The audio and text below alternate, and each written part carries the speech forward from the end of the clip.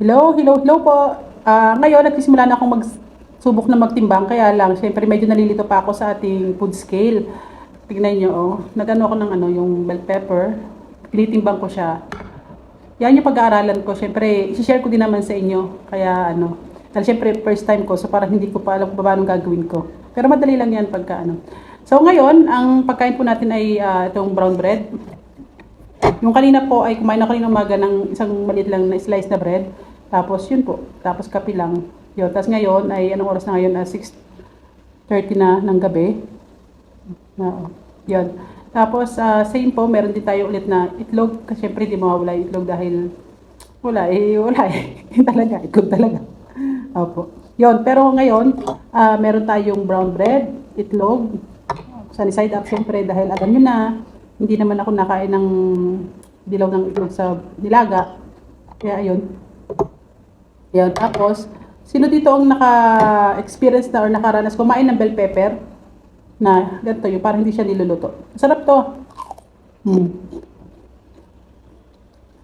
Parang siya pepino. Pero mas masarap kung meron tong cream cheese. Kaya naubos na yung cream cheese ko eh. Opo, kain po tayo.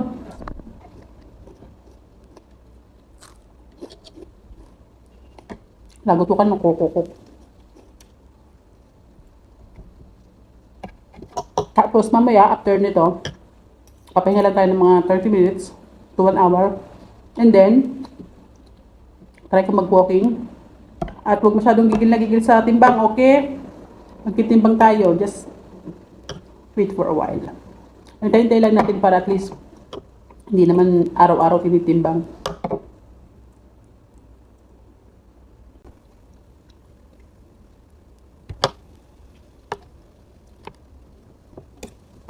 Kain po.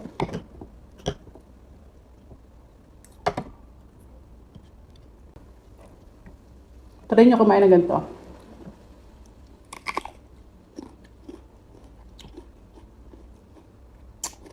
Nung bata pa ako, akala ko, ang bell pepper, pag kinain, or sili, di ba sili nga to, di ba siling malalaki, manghang.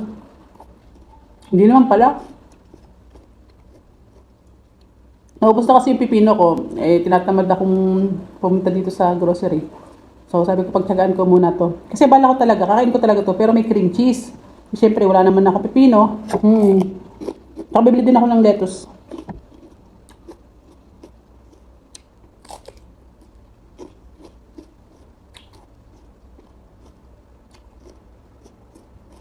Siguro masarap to kung may sausawan suka, barbecue talaga. Tapos may paminta, bawang.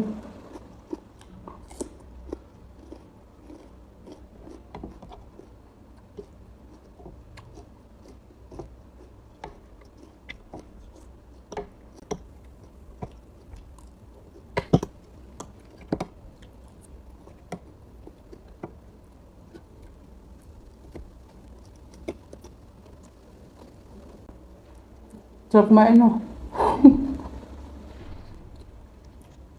May option naman po tayo eh. Kasi nagre-research ako ng yung mga way na paano pumayat, nang hindi tayo masyadong nahihirapan. Isa lang talaga, caldep lang. Wala nang iba. Ayun, lagi naman natin nagiging topic yung mga low carb. Kayo na lang po bahala mag-search. Pero talagang, para sa akin, the best talaga siguro yung caldep. Hindi mo kailangan magutumin yung sarili mo, di ba? Kakain ka lang pero yung calorie in sa calorie out.